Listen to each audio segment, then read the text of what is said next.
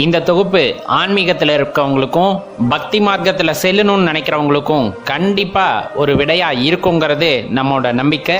சரி, இப்போ நம்ம என்ன பேச இருக்கோம், அது என்ன உபயோகமானது அப்படின்னு பார்த்தோன்னா, எப்பவுமே மரண தருவாயிலாவது இறைவனின் நாமத்தை நினைத்து விடுங்கள், இறைவனை நினைத்து விடுங்கள், அது போதும், நாம் செய்த பாவமெல்லாம் போயிடும் அப்படின்ட்டு நம்ம பெரியவங்க சொல்ல கேட்டிருப்போம். கடைசி நொடியிலனாச்சு இறைவனை நினையேண்டா அப்படின்னு சொல்லியிருப்பாங்க. அவங்க ஆத்திகனாகட்டும் நாத்திகனாகட்டும் எந்த நம்பிக்கையுமே இல்லாதவங்களாகட்டும் எப்படிப்பட்டவங்களா இருக்கட்டும், எப்படியுமே உனக்கு மேல ஒரு சக்தி இருக்கு, என்னால செய்ய முடியாத ஒரு விஷயம் உன் உயிரை காப்பாத்திக்கிறது, அந்த உயிரை காப்பாத்துறதையும் சரி, அந்த உடல்ல இருந்து அந்த உயிரை விடுவிக்கிறதும் சரி, ஏதோ ஒரு ஆற்றலினால் தான் முடியும். அந்த ஆற்றலுக்கு பெயர், அந்த சக்திக்கு பெயர் தான் நான் இறைவன் என்று சொல்கின்றேன் அப்படின்னு நம்ம பெரியவங்க ரொம்ப தெளிவா சொல்லி வச்சிருக்காங்க. அப்ப வாழும் போது நீ எந்த நொடியில் இறைவனை நினைக்காவிட்டாலும் சரி, மரண தருவாயில் மரணத்தின் இறுதி நொடியிலாவது இறைவனை நினைத்து விடுங்கள் அப்படின்னு சொல்றாங்க இல்லையா?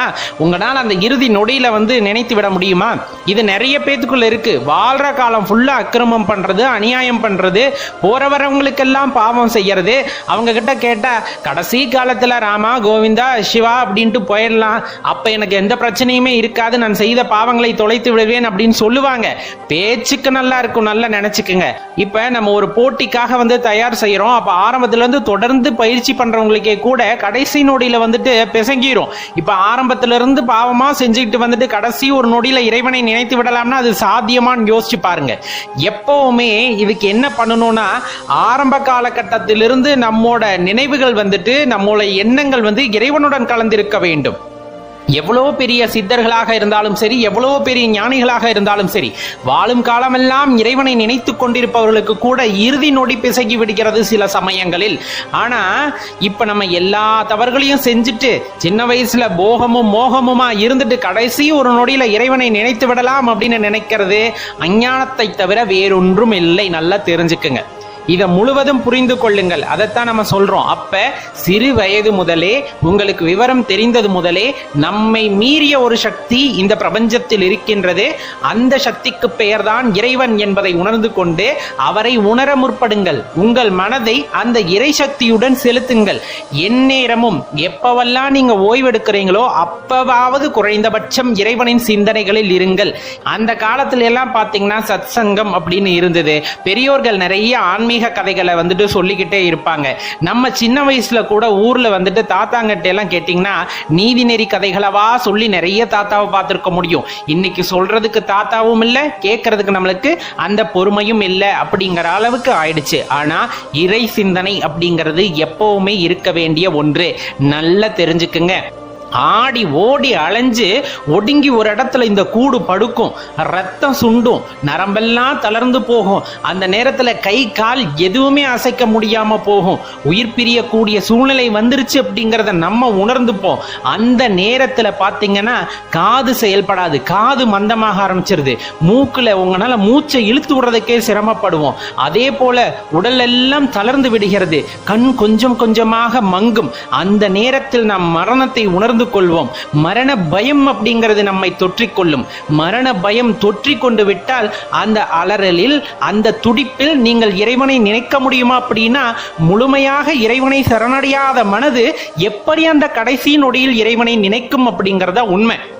பெரியவங்க சொன்னது உண்மைதான். நீ கடைசி நொடியிலாவது இறைவனை நினைத்து விடு, கட்டாயம் இறைவனை சென்றடைந்து விடலாம் என்று. ஆனா அந்த மரண பயம் தொற்றிக்கொண்டால் உங்களுக்கு இறைவனின் ஞாபகம் அந்த நேரத்தில் வராது.